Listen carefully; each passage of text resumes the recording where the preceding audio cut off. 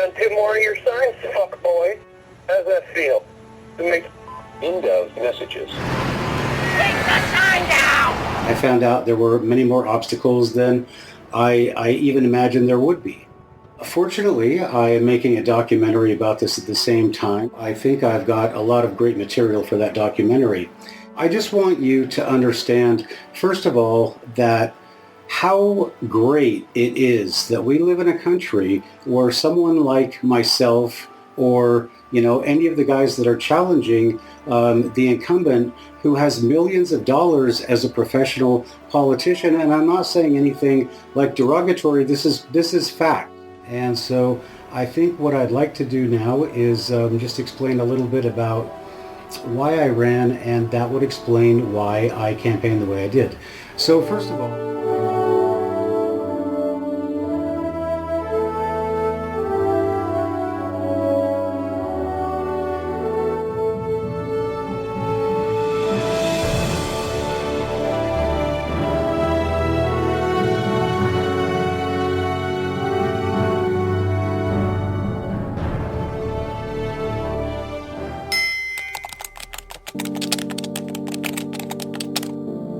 well, I believe that my love of history got me interested in politics because being an American, you can't be interested in history without being interested somewhat in American leaders and in what our country does to inspire such great individual people.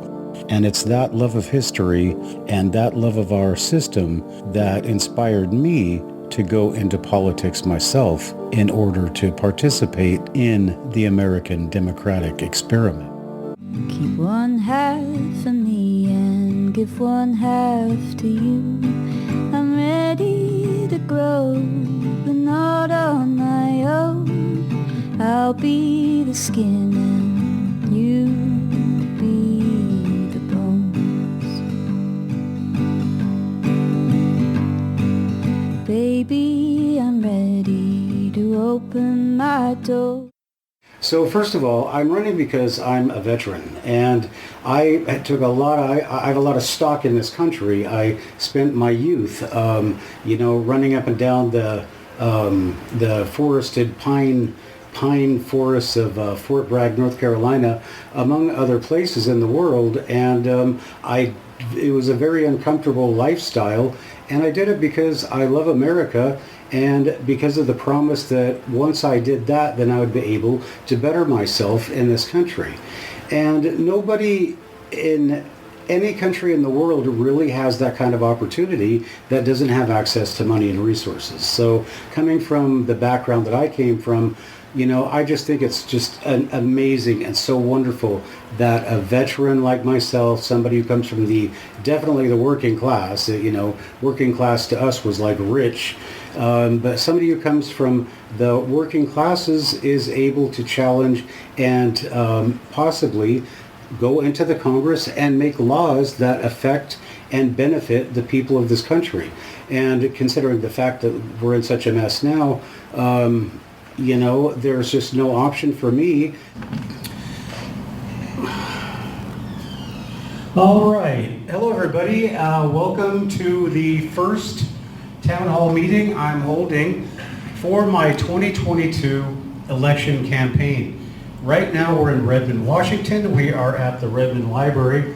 And as an author, I think this is a great place to kick off the campaign because this is where people have access to books and great ideas by people like me that think that something they've experienced or thought or seen is important enough to write down and to pass on to other generations. So I think it's fitting that we're starting off the campaign of 2022 in the library.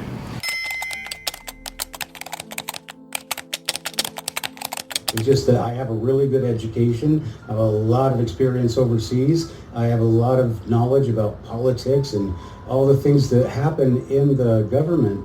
And so I feel that I'm the most qualified. And again, that's another reason that I'm running.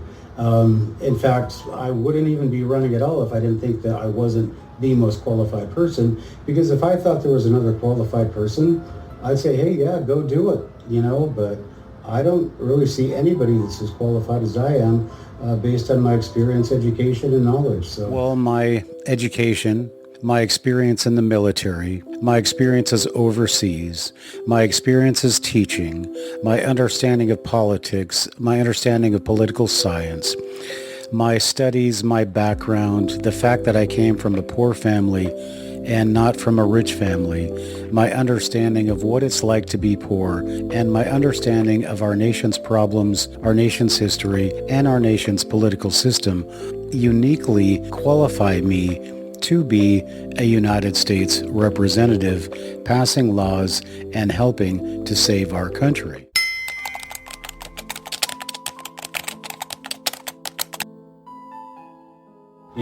I've been running, and I've run for the past 4 years.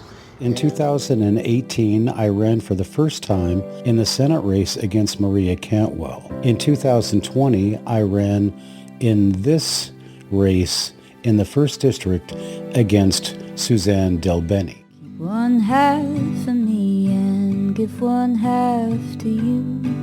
I'm ready to grow, but not on my own. I'll be the skin and you be the bones. Baby, I'm ready to open my door. Hold out my hand so we can explore this garden that I've been tending to, this life I've been growing to share with you. And we've both had a bad year like people do.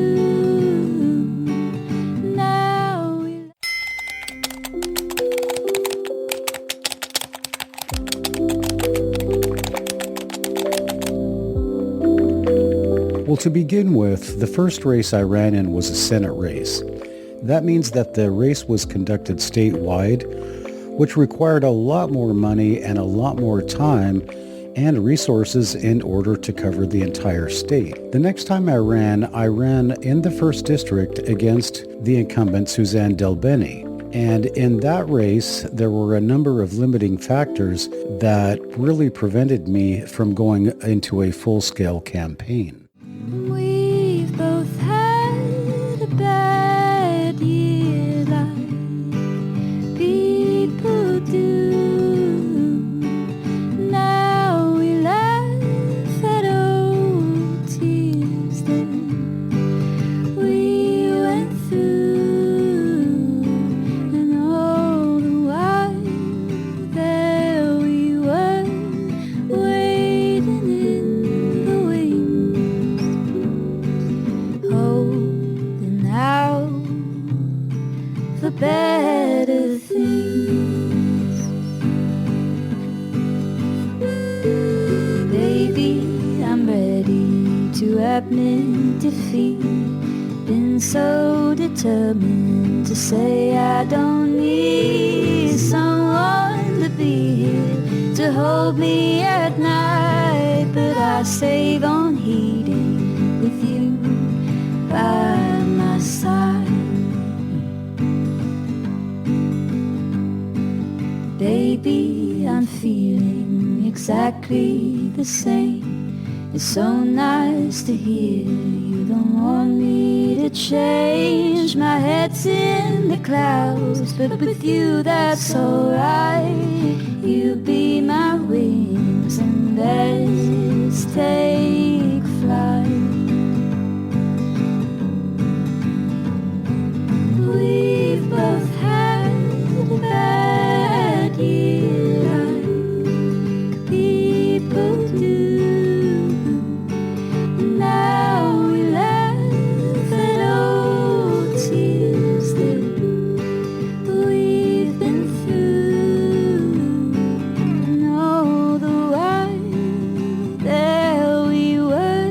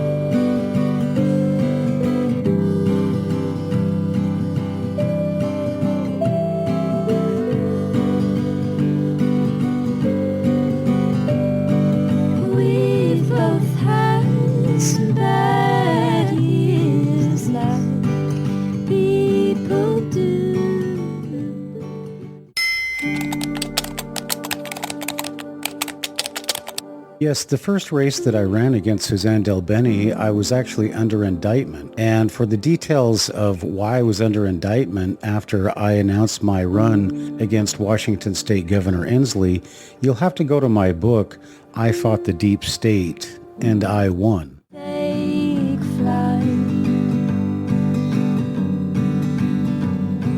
We've both had a bad year, like people do. Now we laugh at old tears that we've been through, and all the while.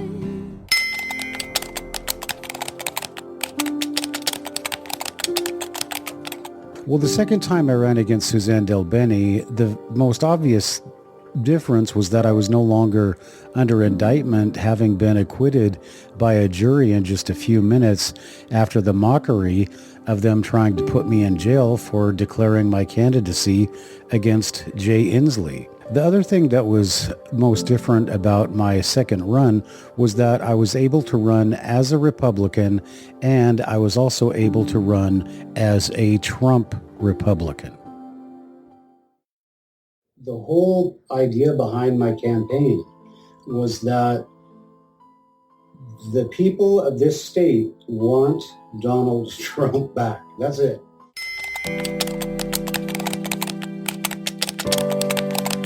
Well, that town meeting was not exactly what I had hoped for.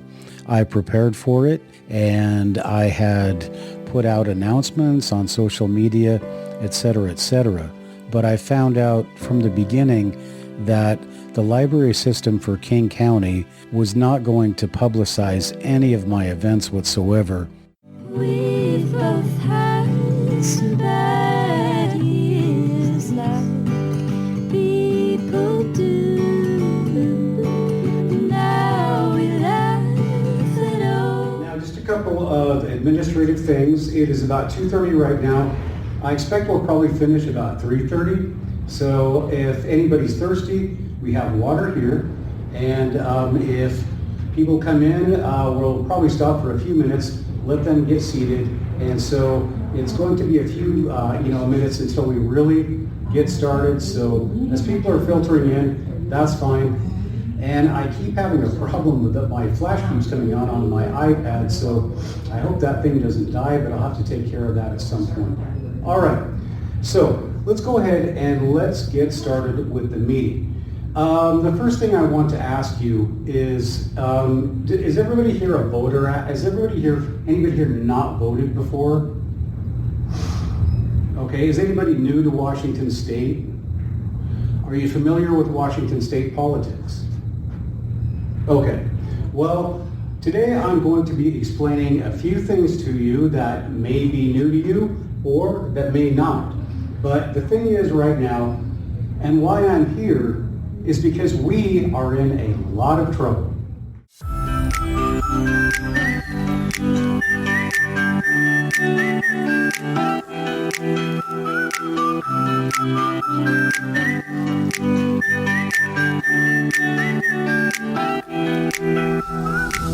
Sometimes you just feel like you don't belong if you do. Oh, absolutely. I think probably the worst case scenario was the incident where one of the people I went to high school with actually told me to come to our class reunion and bring my books so that she could burn them. Before, not anymore, but nothing's wrong. It's just how life moves on. All right, everybody. Well, I guess we can get started now. I'd like to thank everybody.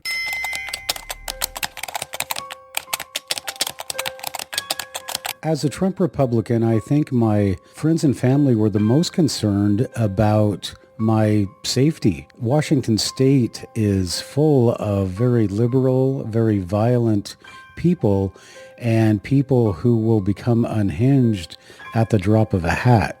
So my family was mostly concerned for my safety.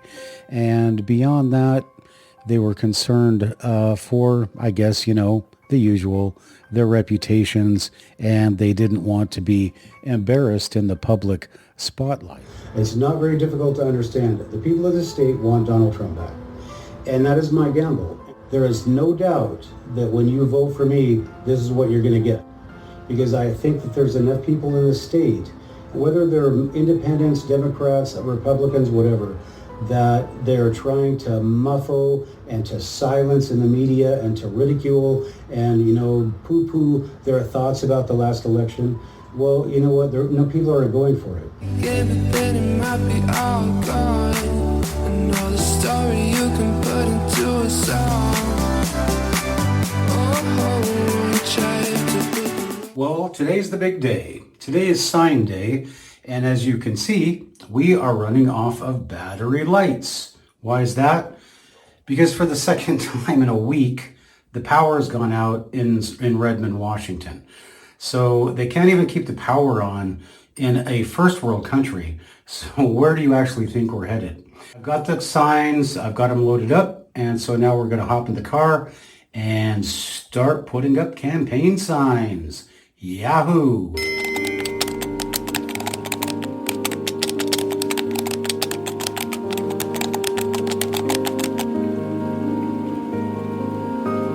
Well, I definitely would put it around 8 or 9. If it were not for Donald Trump, I would probably not be interested in politics at all, because it has really become the domain of the super rich. Just take my incumbent, for example. Still, I'm just rolling through the motion.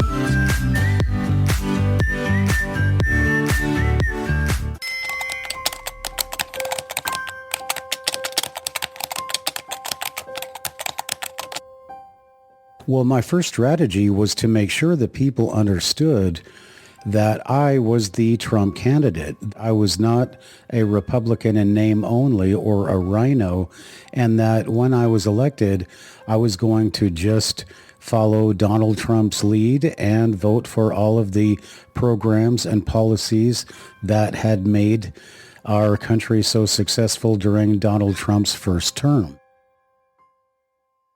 And I am betting, my whole campaign is based on the fact that people do not trust the media, they don't trust the schools, and they want Donald Trump back, and they want these gas prices to go down. They have to have them go down. They don't have a choice.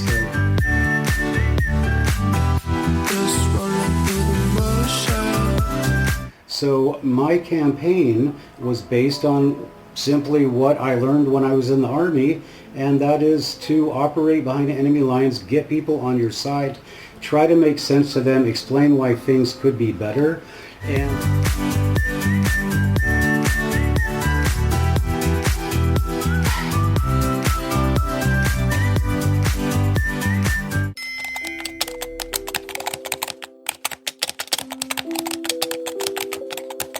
I wanted to stake out my territory like the proverbial bear, and I wanted people to understand that I had been there, that I cared about them, and I did that with my famous Signzilla. Now, I might patent Signzilla, I might copyright Signzilla, so don't even get any ideas. But anyway, by putting Signzilla around my entire district, as much as possible, putting it at every thoroughfare, people would understand that, he's putting his signs here, and probably, especially the people that saw me out putting them in, he put them there himself. He's a working class guy. He built these signs, and now he's out putting them in himself. So I think the number one thing is it's pretty obvious that these look exactly like Donald Trump signs. The other thing that is most obvious is that I am propounding a America First agenda. That from the sign, it's very obvious that when you vote for me, you are voting for President Trump.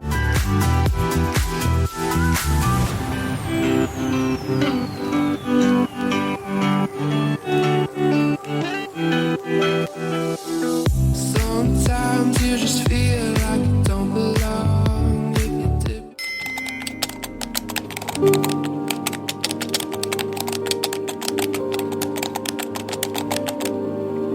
I can tell you that running as a Trump Republican certainly did not help me in Washington state. In the situation that will arise with the Snohomish County Republicans, we're going to see that they used every kind of trick in the book in order to keep me from getting endorsements as a Trump Republican. What their motivation was for doing this? Was it just losing elections? Well, that seems to be the history of the Republicans in Washington state. But what their real motivation is, I cannot possibly say. But yes, I did lose a lot by running as a Trump Republican in Washington state.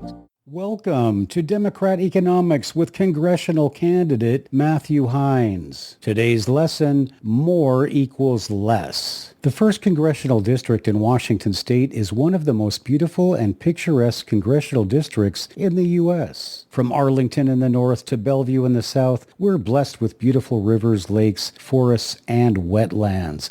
But all that's about to change if the Democrats keep control of Congress and our state legislature. I live in the town of Redmond, Washington, which was once a beautiful small American town, until the Democrats took charge. If the Democrats and their cronies stay in power, what has happened in Redmond and other towns in the 1st District will be coming to your town too. Every day, week, and month, another landmark or property is bulldozed to make way for these monstrosities that replace our greenery with tar, concrete, and steel. Every month, hundreds and thousands flock to this area from other countries. Some are legal, many are not. These are people who don't know enough about the Democrat system of more is less, but they are learning quickly about racism and hate thanks to our Democrat leaders. The Democrats have given us more in the way of unchecked population that forces up prices and pushes more Americans into homelessness. The Democrats are giving us more hate and more ignorance from our failing schools, which are little more than indoctrination centers for the unhinged left. The Democrats are giving us more in the way of higher gas prices. The Democrats are giving us more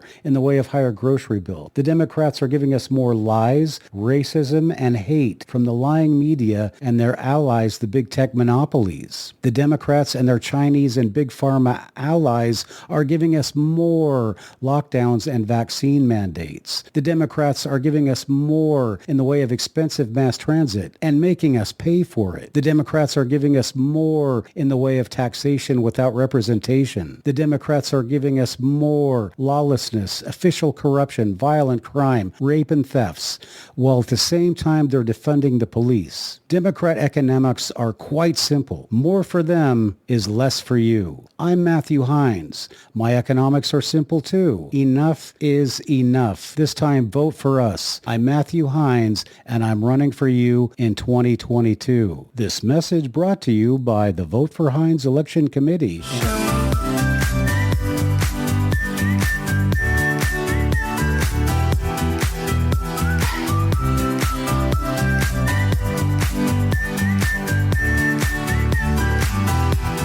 All right, so I'm out, this is in Bayview, and I'm actually out putting out my signs.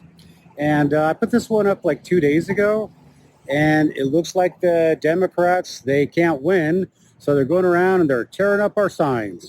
Well, I'm just going to pick this one up because I learned the hard way that if I put it up, they'll just take it down. So go ahead, tear down my sign. We're still going to win. We're still going to beat you Democrats.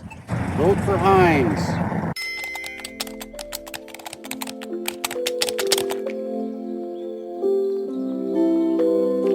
Well, something that I didn't expect, but something that began happening almost immediately was that people were going and either stealing my signs outright or just tearing them down and throwing them on the ground.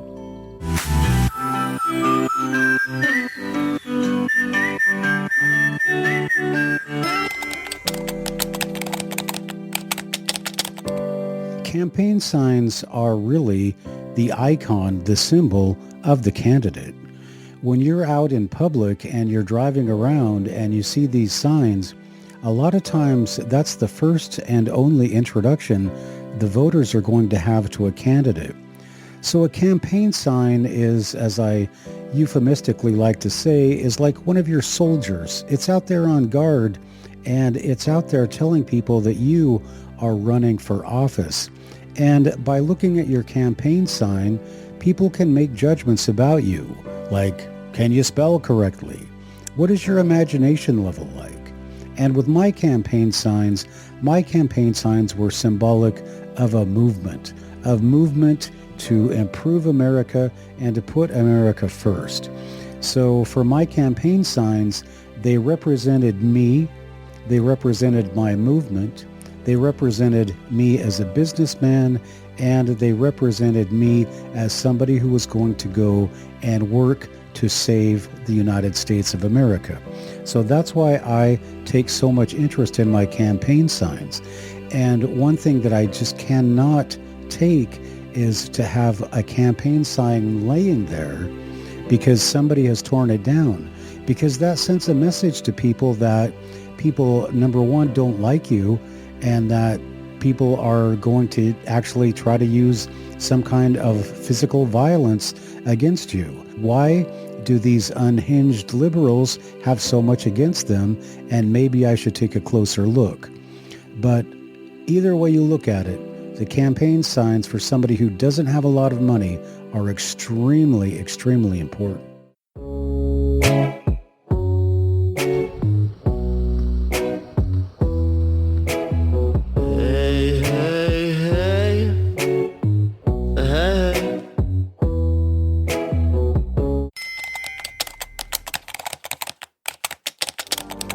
Obviously, it's not going to make a person feel good to do all that work and think that they're doing something good for their country and their community, and then to have some hooligans come and either dismember, mangle, or outright just steal my property. And so obviously it doesn't make a person feel good. And the thing that really concerned me the most was that when my signs were being torn down, my opponent's signs, the Democratic incumbent signs, those were all being put up. So it didn't take much of a stretch of imagination to think or to suspect that the same people who were putting up the incumbent signs were tearing down my signs at the same time, which is just dirty pool. Campaign signs. You love them or you hate them. They're everywhere. But if you're not a multi-millionaire like the incumbent, and if you don't have billions of dollars that comes from Hollywood or high tech, these campaign signs are your only friend. But the fact of the matter is, the Democrats know that, and they know that if they throw them away, then you don't have a chance because the voters will not even know you're running until they see their voter ballot. With no campaign signs, the voters don't even know who the candidates are. Can I come to? The whole world is open, a playground for me and you. And we could be fine, shit. Who the hell knows? It's your eyes and your ears and your mouth and your nose, head and your shoulders, your knees.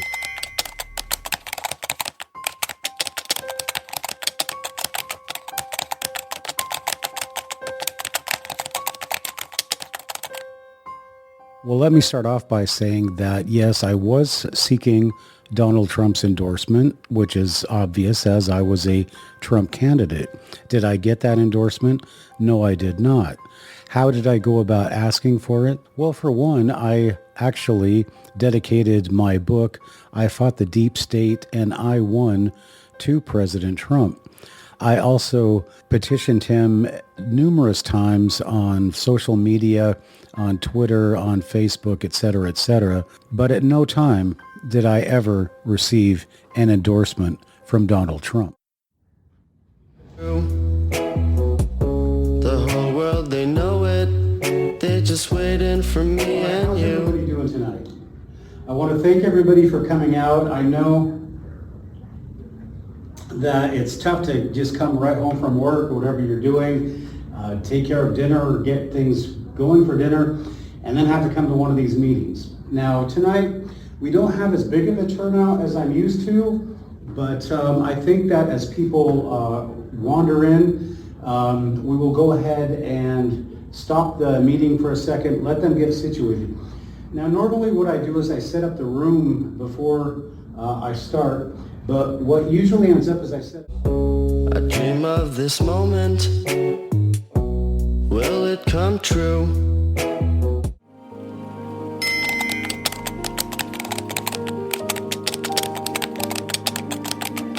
Yes, I support Donald Trump for president, whether or not he supports me, because I think that Donald Trump is the only person who is out there trying to help our country instead of just trying to help themselves. They're just waiting for me and you.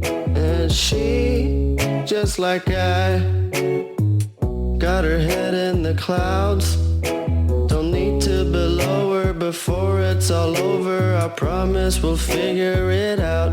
I ain't coming down. Why would I need to? So much.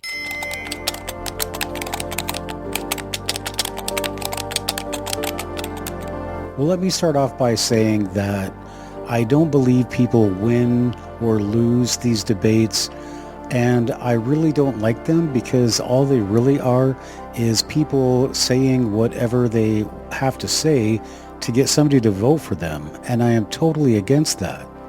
However, I believe that I demonstrated beyond a shadow of a doubt that I'm the only candidate that is concerned about the welfare of the people in this district, especially students, women, and children. And I think that it was very clear that a lot of the other candidates were just there to say the things that were going to get them elected. So as far as how I think I did fairly well, and possibly the turnout and my election results showed that some people believed the same thing. World is above us, baby. They might tell you.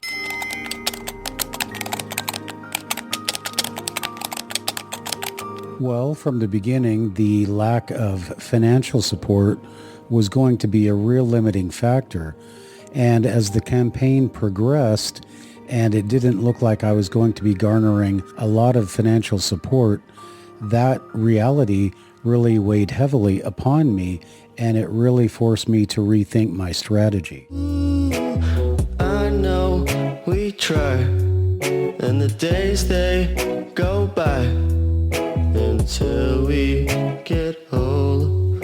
There's water in the flowers, let's grow. And people, they lie, but hey, so do I.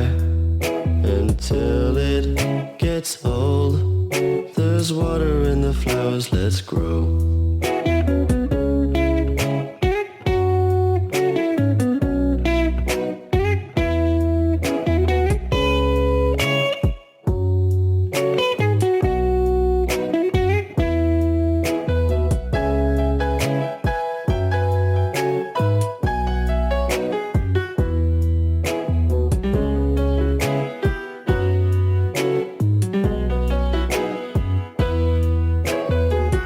Sometimes I get lonely, not when I'm alone, but it's more when I'm standing in crowds that I'm feeling the most on my own. And I know somebody knows me, I know somewhere there's home. I'm starting to see that all I have to do is get up and go.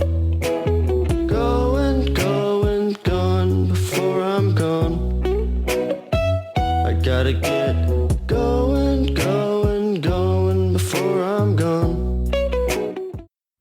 Oh, say can you see by the dawn's early lights what so proudly we hailed at the twilight's last gleaming, whose broad stripes and bright stars through the perilous nights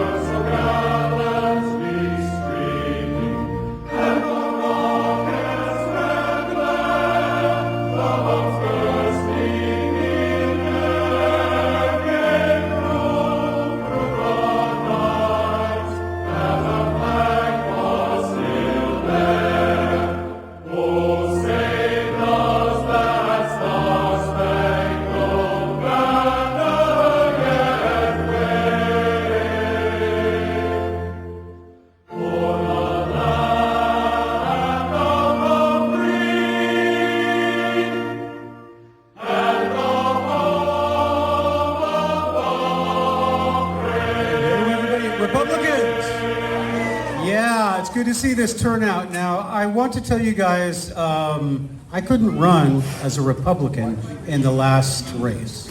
And the reason I couldn't run is the Democrats are just terrified of me. They're terrified. If you look at my kind of resume there, I'm an ex-paratrooper. So these Democrats are terrified that they're going to have, the Republicans are going to put somebody up there that the people, even the Democrats, are going to listen to. So I'm the guy they fear. The fact of the matter is, my last campaign, I made a few mistakes. One mistake was I used 7-Eleven as my campaign headquarters. Don't do it. Don't do that. Another mistake I don't know if you guys remember this, but I kissed that baby on the head while it was nursing.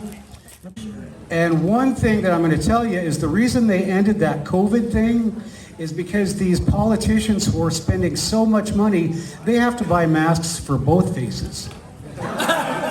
So it was really tough on them. So.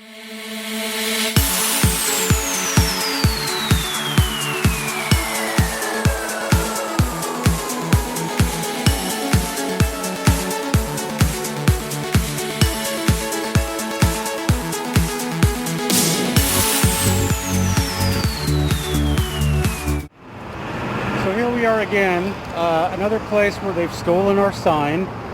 My sign,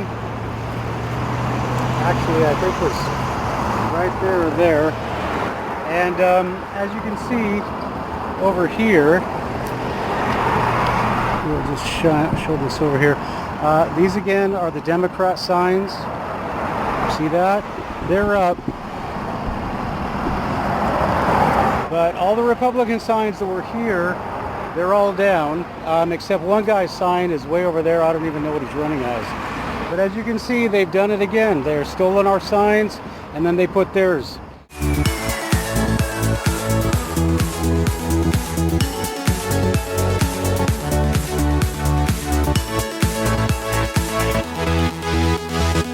So I'm going to put my sign back up here. Today is Friday. It's the 16th of July. And it's about 1 o'clock in the afternoon. So we'll just see how long it stays. I'll come back tomorrow or the next day and check on it. But the ballots come out today. People are going to see. So hopefully it will stay up long enough that people will be able to see the sign and go home and vote.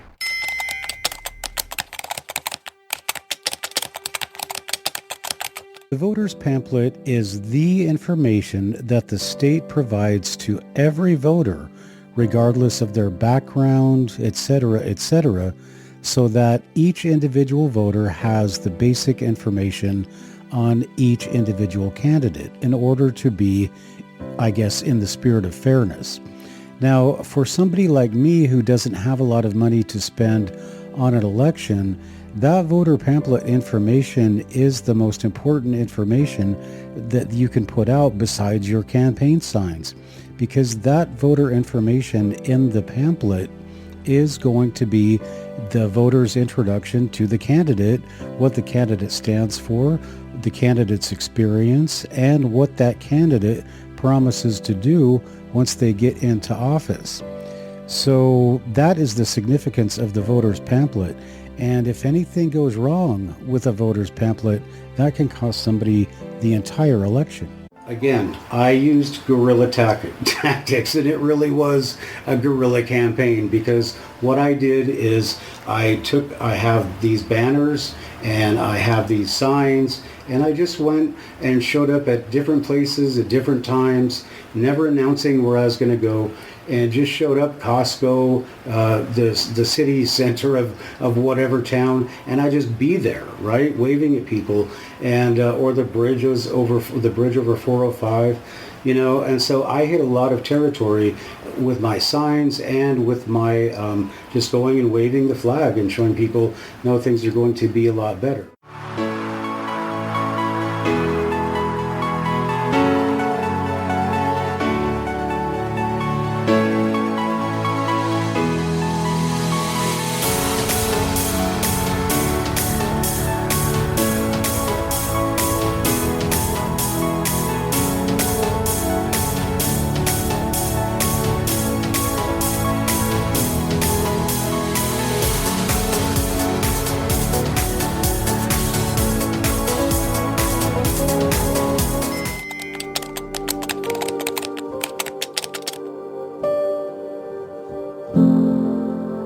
yes, I did use social media as being limited in a budget. I tried to do what I could on Facebook, YouTube, Twitter, and of course, Trump's Truth Social. How effective it was remains to be seen. I could not get a lot of views, and I cannot get a lot of subscribers on YouTube, for example, because YouTube will take my number of views and they will cut it in half to make it look like I don't have any views, and I'm sure they're doing the same thing with my subscribers. As far as Facebook goes, earlier on in a previous election, I had sent my stuff into Facebook so that my political webpage would be recognized as such. And I was denied even being recognized as a political candidate by Facebook. So that kind of explains how effective social media was for me in this election. If it were not for shadow banning and fake accounts on Twitter and Facebook, then probably I would have done a lot better. But I don't think a lot of people even see the posts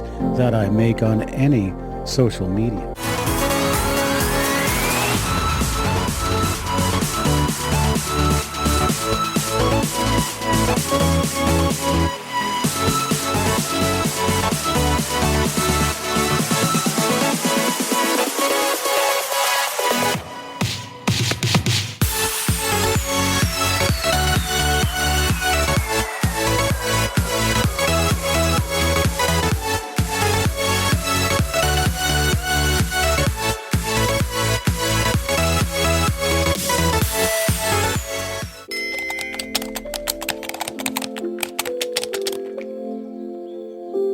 Well, it didn't make me feel great, but at no point in time did I really ask for donations, and I really made it clear to people, especially those that called me, to tell them that I wanted their vote, and that was more important to me than their donations. So if they could get people to vote for me, that was what I felt was important. So I also wanted them to understand if I won the primary, yes, please donate to my campaign. But I didn't know what kind of, things were going to go on with the voting, the elections and whatever, as, we have a history of having kind of rigged elections. So, I didn't feel great about having not received donations. But again, I didn't want people to give me money that was just going to be wasted in case I didn't win the election in the primary.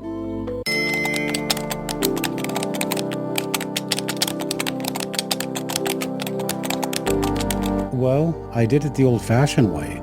I took my campaign to the streets. Literally. What I did from the very beginning is I took my banners, I took my campaign signs, I took my American flags, and I took myself out to individual locations, not telling anybody where I would show up, and just going to street corners and to intersections and to any place where people frequent most often. And I took my message there, waved my American flags, and showed people my banners that I was the American candidate standing up for American freedom.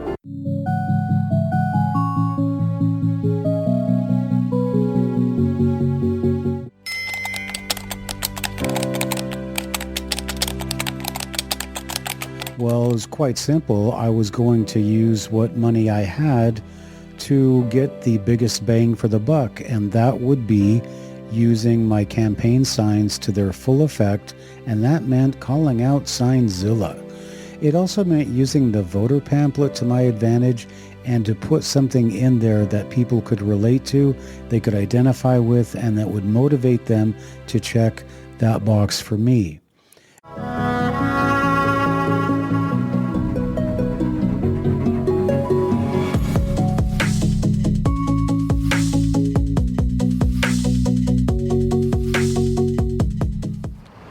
All right, so here we are again. This is at 124th and 116th in Kirkland. And as you can see behind me, the Democrats have taken these signs down too.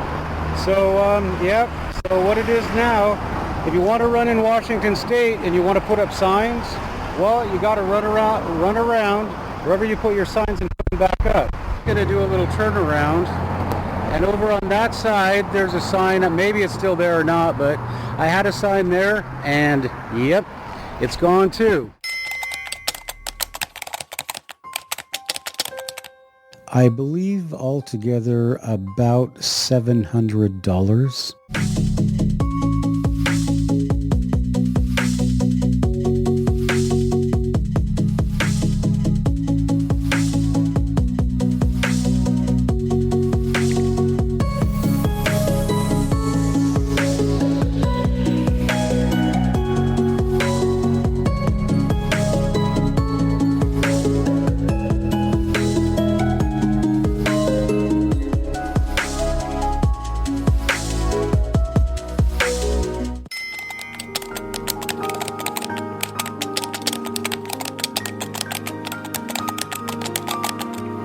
Well, with the campaign signs, which were about $700, I'd say about $200 maybe for gas, and then we bought t-shirts and some memorabilia. So all in all, I would say we spent $1,000 outside of our registration fee.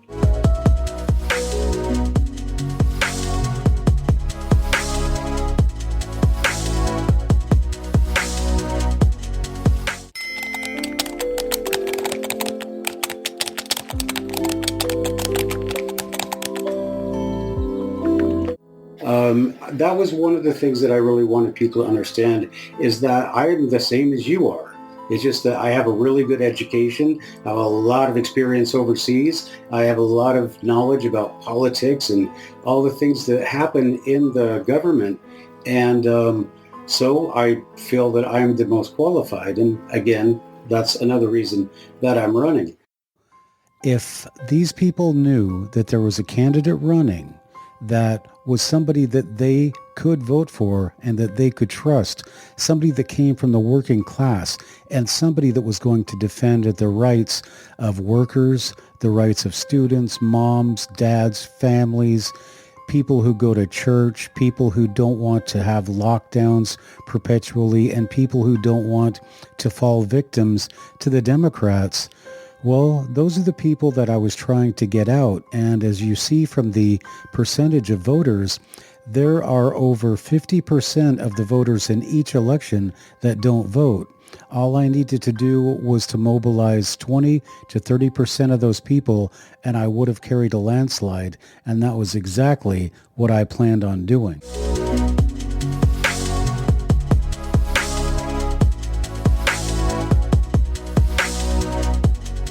See here at this intersection, I just videotaped this police car, and they're like, oh, what? I don't know. But anyway, so you see all the Republican signs have been ripped down. Police aren't going to do anything about it. So these aren't my signs, and actually one of the guys is Vince, who I'm competing against in the election, but you can't go around putting these signs up. So I'm going to help these guys out and put their signs up, even though they probably wouldn't do the same thing for me, but it's just not fair for these people to do this. So, running for Congress in Washington State.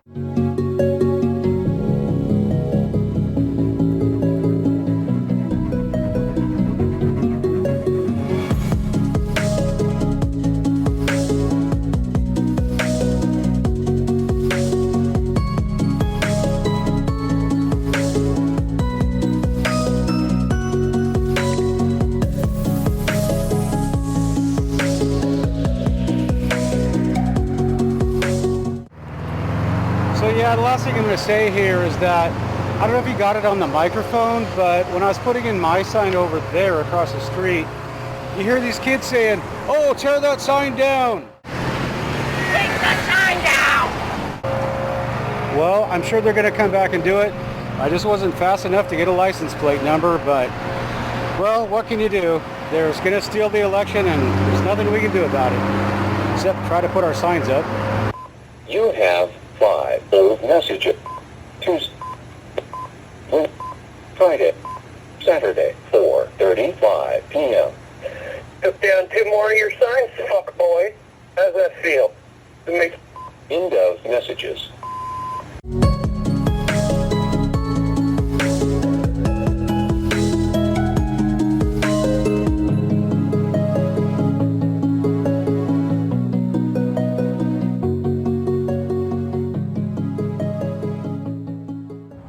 started putting up signs.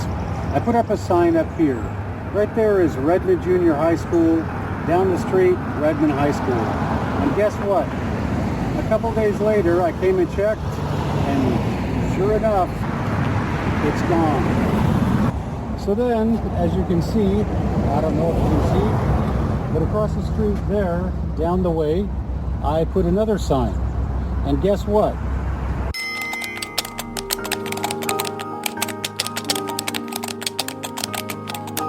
Well, it's obvious it was completely hot.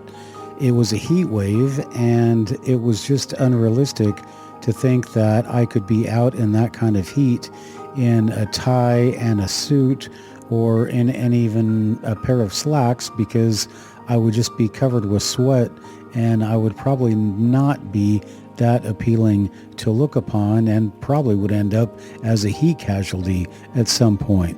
So I made the decision. It's hot and I'm going to campaign in whatever makes me feel comfortable. Now, if that costs me votes, well, that cost me votes, but I need to worry about my own health and my own safety during my campaign. So yesterday, I came here and I put up my signs. I put up that sign. I put up this sign.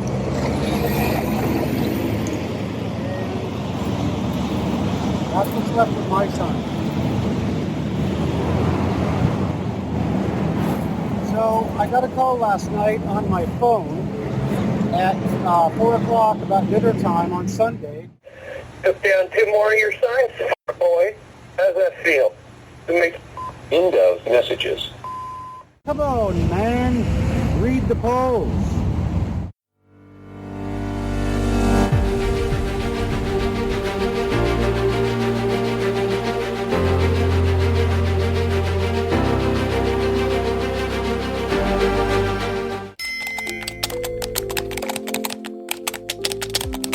No, generally I don't pay attention to polls, and the reason for that is because for the races that I've run in, I've always been in a commanding lead in every poll I've seen. Yet when it comes to the actual election, I haven't won.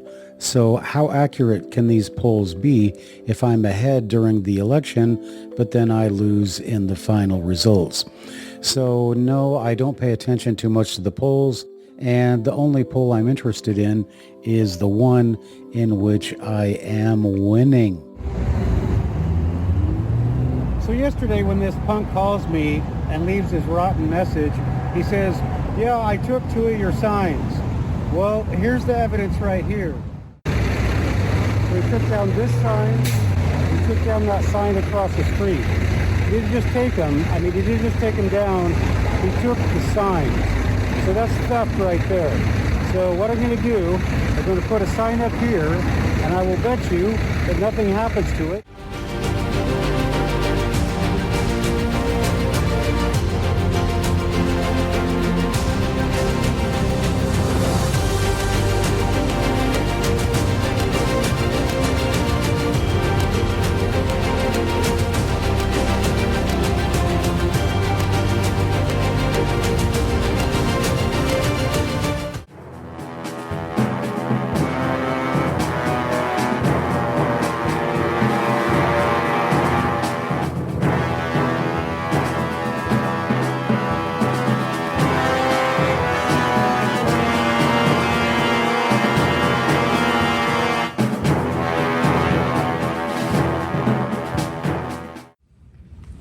So I just went in and I called dispatch, and they say that they are going to send an officer to talk to me. So we'll see what happens.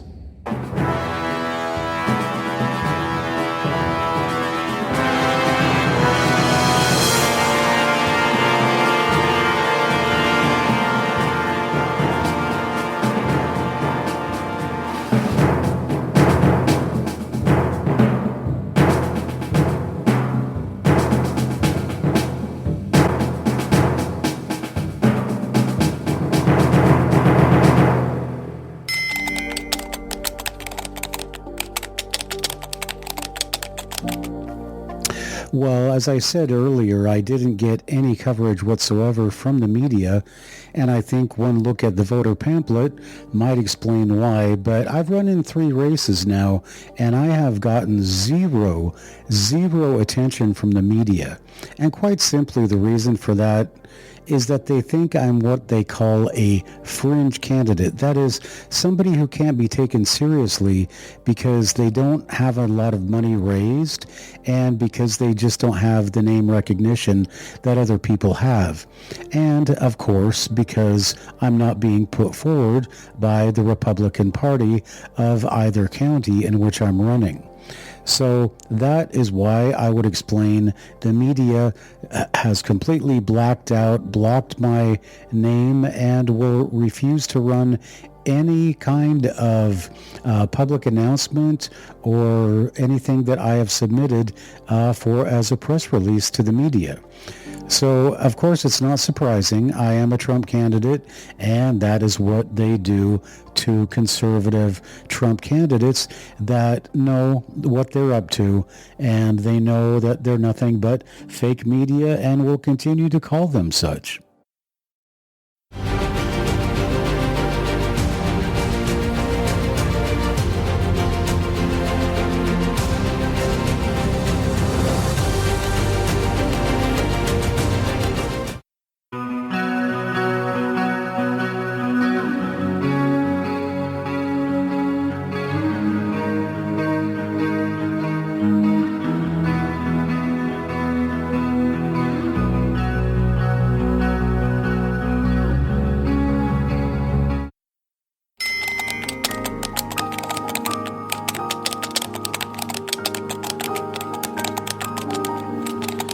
Well, to be quite honest with you, I was more concerned than ever after seeing the demonstration. And the demonstration they showed us consisted of some people walking into a locked and sealed room, coming out with a piece of paper saying these were the voters' names, and then they verified the voters' names off of a registration list. There was nothing to confirm that a vote cast would actually be counted for that candidate.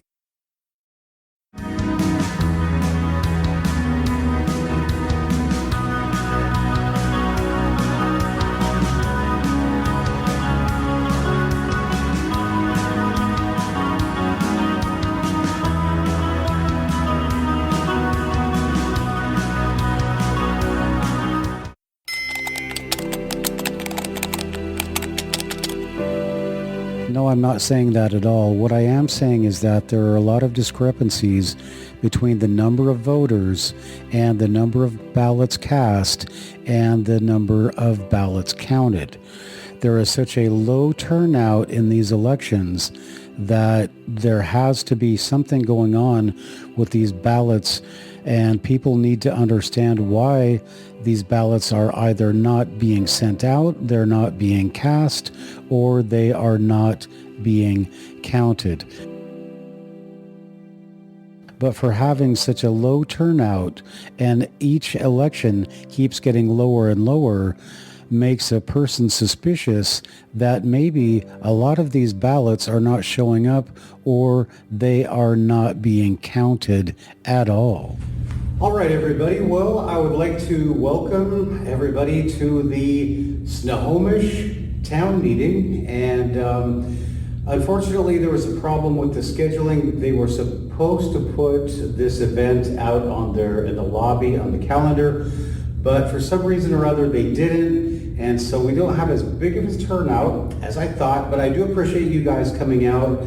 And to be quite honest with you, I hurt my back sometime yesterday, and I'm not sure exactly how or why, but I think we're going to make this kind of a shorter meeting, and we're going to talk about, we've taken a little poll before we started the cameras, and we have some of your concerns that we're going to talk about today. And after I do my presentation, we're going to shut the cameras off, and then the floor will be yours to talk about whatever you want. But I'm going to give you my opinions on certain things. I'm going to give you my standpoint on certain things, and hopefully that will make it easier for you to make a decision on August 2nd when you go to vote.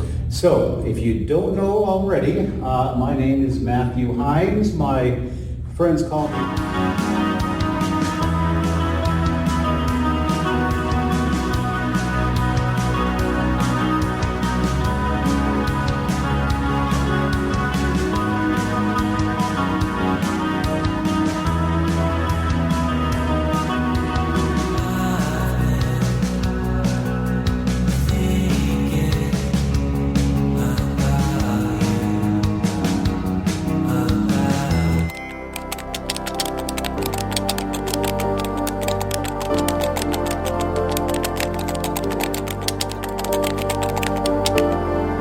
Well, let's hope so. I mean, I hope that I got more votes because, as I explained to my wife, people wonder what is a candidate going to do for them.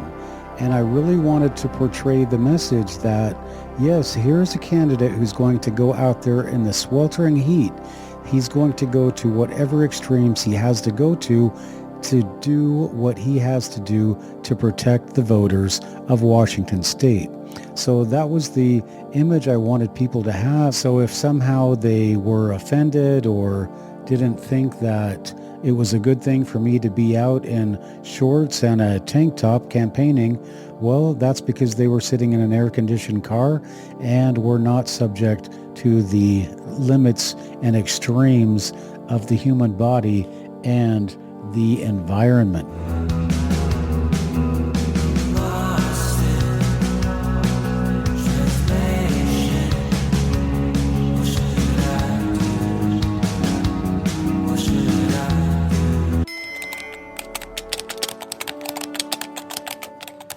Well, I think it may have had some effect on the candidates, but I don't think it had that much effect on the voters, as everything was basically the same.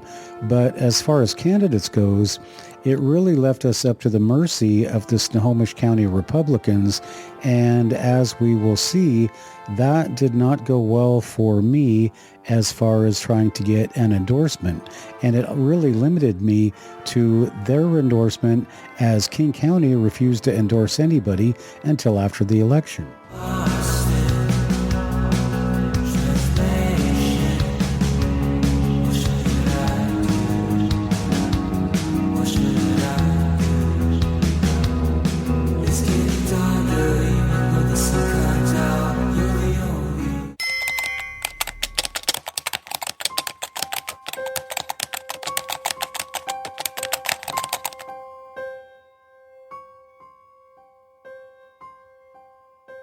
Well, there's a lot going on in Snohomish County, and the bottom line is they were adamant about their candidate from the very beginning, and I was told by the head of the Snohomish County Republicans from the beginning they would not make a choice until after the primary.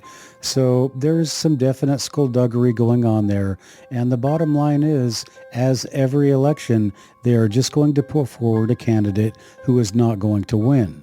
Snohomish County Republican Party, how may we help you? Yeah, may I speak with Doug, please? He is not in today. Can I take a message for you?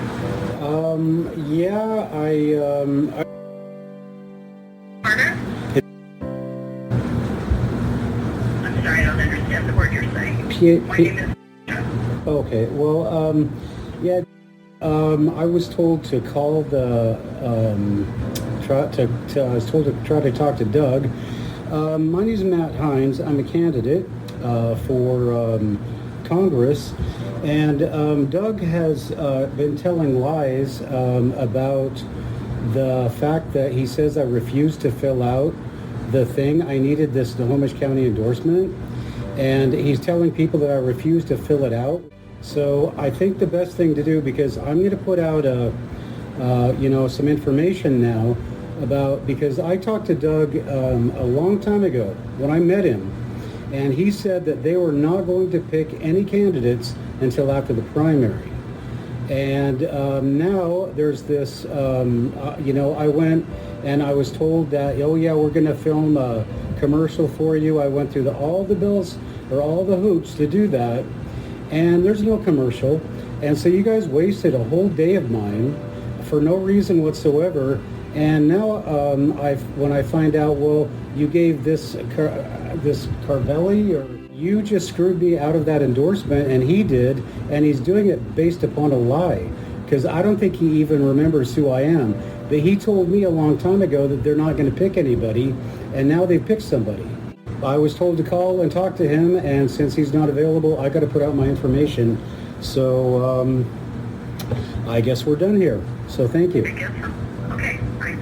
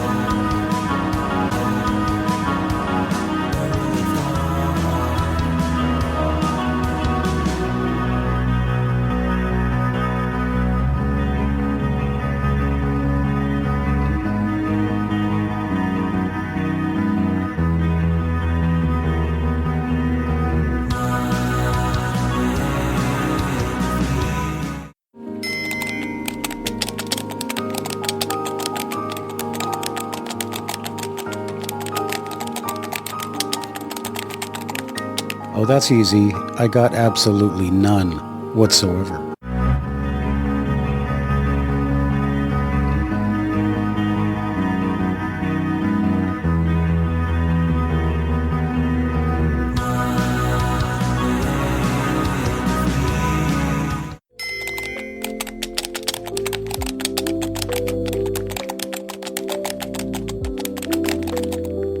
Well, as they say, hindsight is 20/20, but the fact of the matter is, I did not think that the low turnout of my town meetings, the low contribution rate for my financial contributions had anything to do with the election, because at all of my public events, I was getting nothing but a lot of support, a lot of honks and waves from the general public, and a lot of encouragement. So there was nothing to indicate that I was not going to win outright.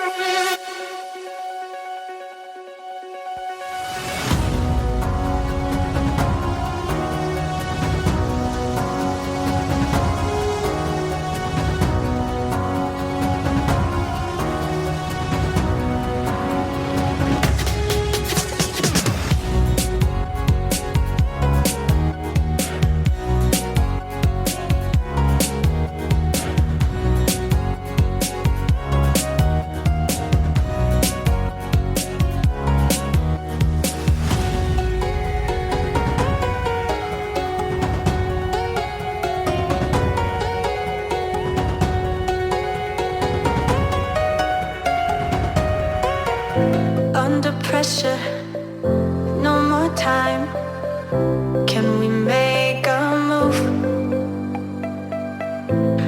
was thinking, you and I, what do we have to lose? No more time, can we make a move? No more time, can we make a move? No more time, can we make a move? No more time, can we make a move? No more time, can we make a move? No more time, can we make a move? No more time, can we make a move? No more time, can we make a move? No more time, can we make a move? No more time, can we make a move? No more time. It is Election Day. It's August 2nd. The year is 2022. This election that I ran, my campaign that I ran, whether I win or lose, it's really not so much about the candidates themselves. It's about the options that are there. You have a teacher with a background overseas, a veteran, a person who understands a lot about the world and about how things work, especially in politics. But you have somebody that has really dedicated their whole life to education, to enabling people. So that's me, right? And then you have somebody who spent their whole life enforcing the law. And that's one aspect of things. But as far as how people are going to vote and what they think is important, enforcing the law is absolutely important, especially today.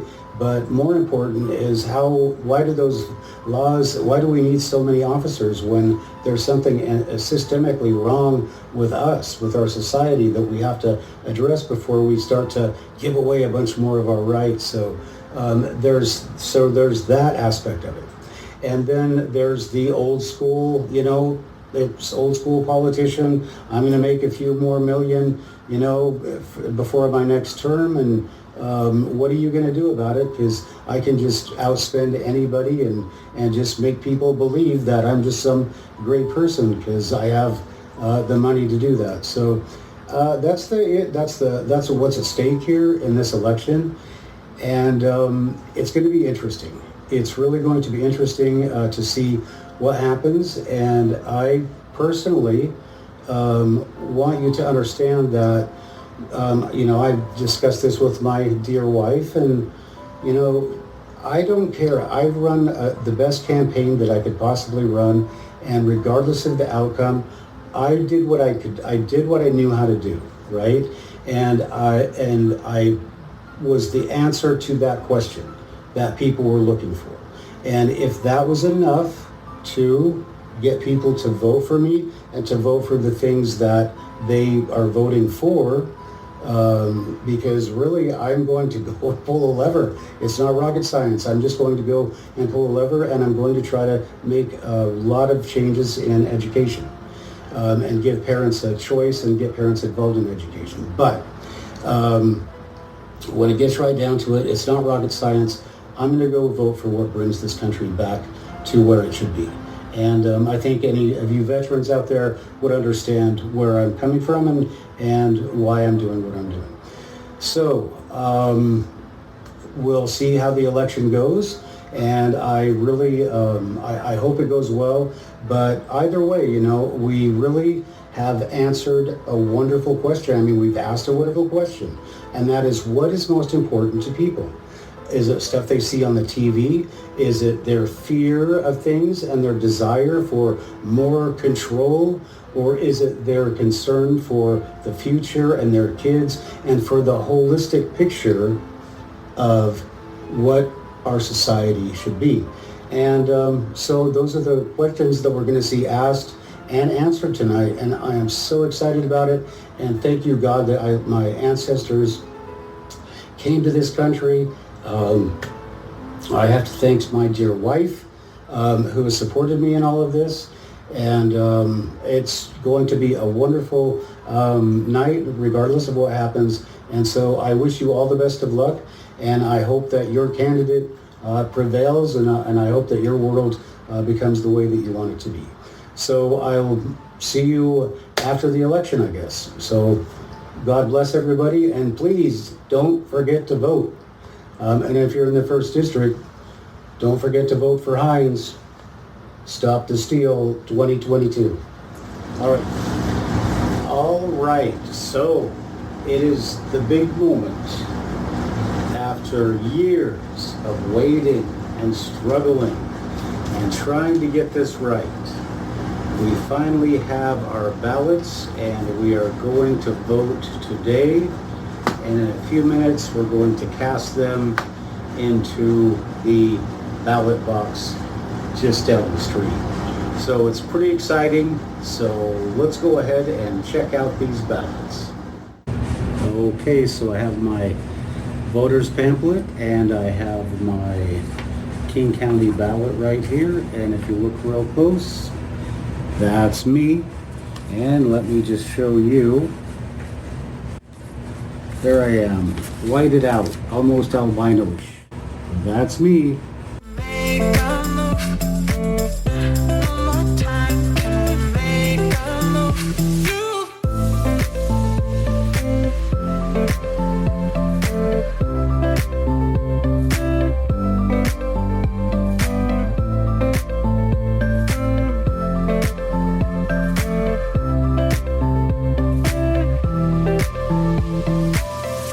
Under pressure, no more time.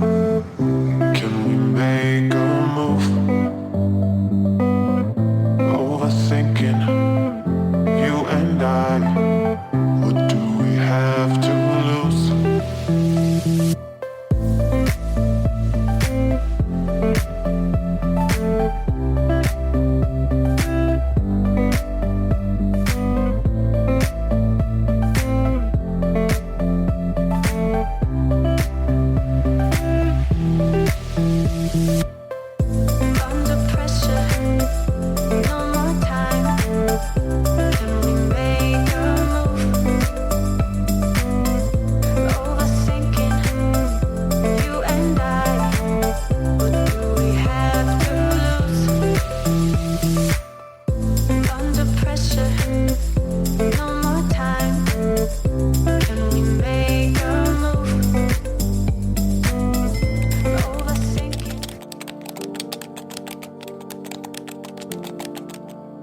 The first indication I had that I might not win the election came on election night. Before that, I was convinced I was going to win the election by a complete and total landslide.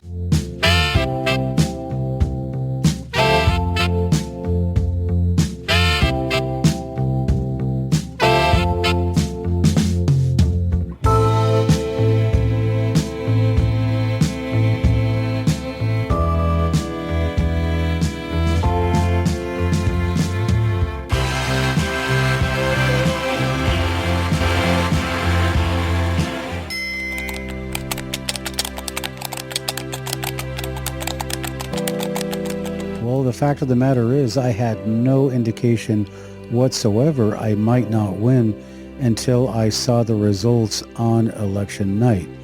And needless to say, I was completely disheartened at not seeing my name as the number one candidate in the race.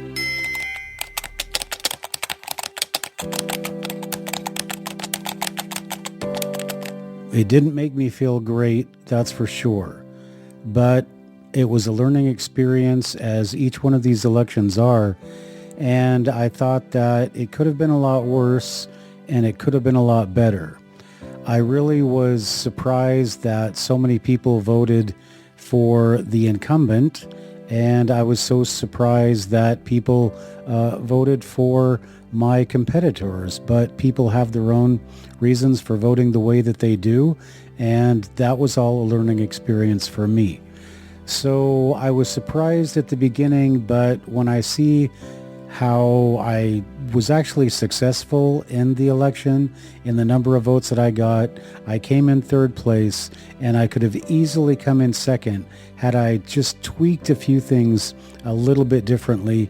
Things might have had a different outcome.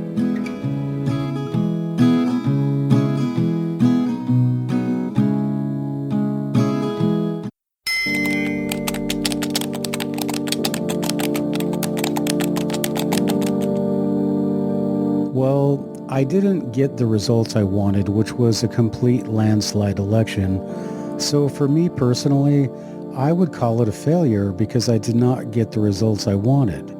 However, other people who follow politics and political science would say that, for every vote, you have to spend at least $1. And when you consider the fact that I spent $1,000 and I got 13,000 votes, then at least as far as monetarily and statistically, my election was a complete and resounding success. In fact, people would say that with such limited resources, he got exceptional results, and this guy might be somebody that people should watch out for in the future if he decides to run again.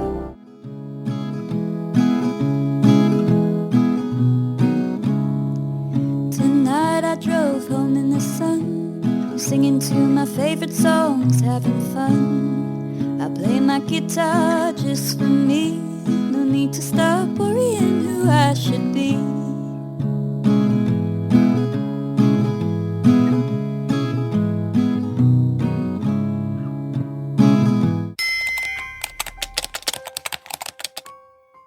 As of right now, I will not run again in the future, and I have no interest in running again. So I will have to say that no, I will not be running again in the future.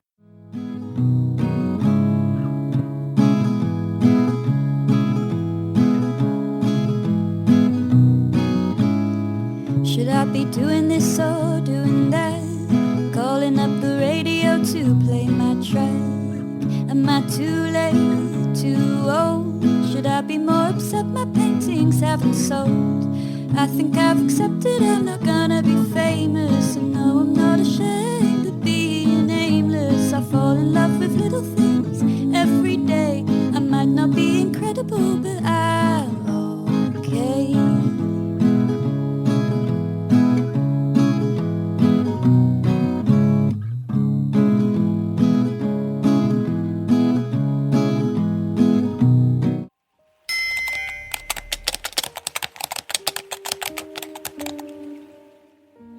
Now, I've already announced that I am not going to be active in politics anymore, at least as far as a political candidate, and a lot would have to happen in order for me to run in an election in which I supported Donald Trump. The first thing I guess that would have to happen is that Donald Trump is going to have to put his money where his mouth is. But for right now, what Washington State is going to put forward is somebody who will not support Donald Trump, and I cannot support any candidate who does not support Donald Trump. So that being the case, if things were all in order, I may just declare my candidacy.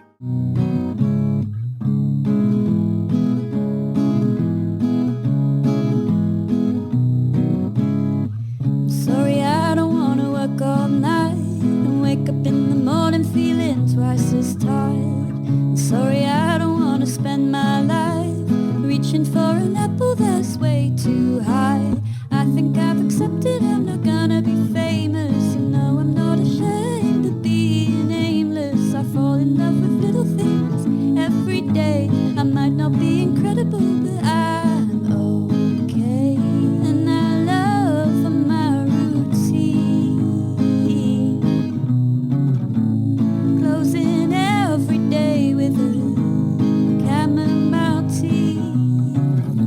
Should I be chasing silly dreams,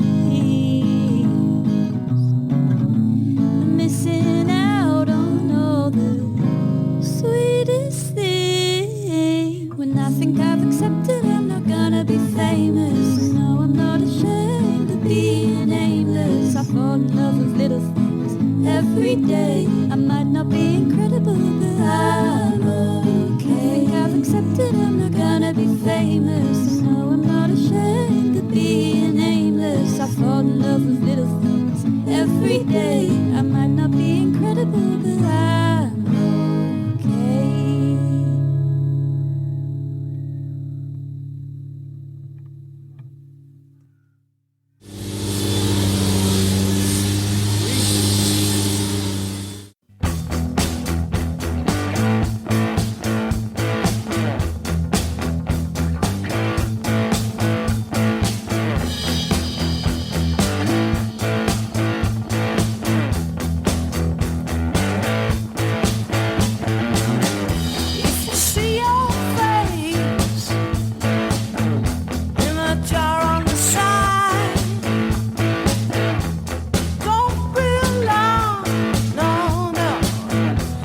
to run and hide. All the riches in the world can buy you a friend. All I've to help you spend and spend. Everyone will see through you.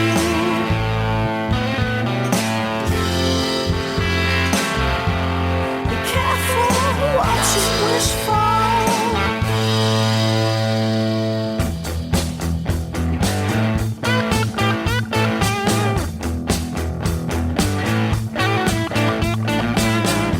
If you could sail away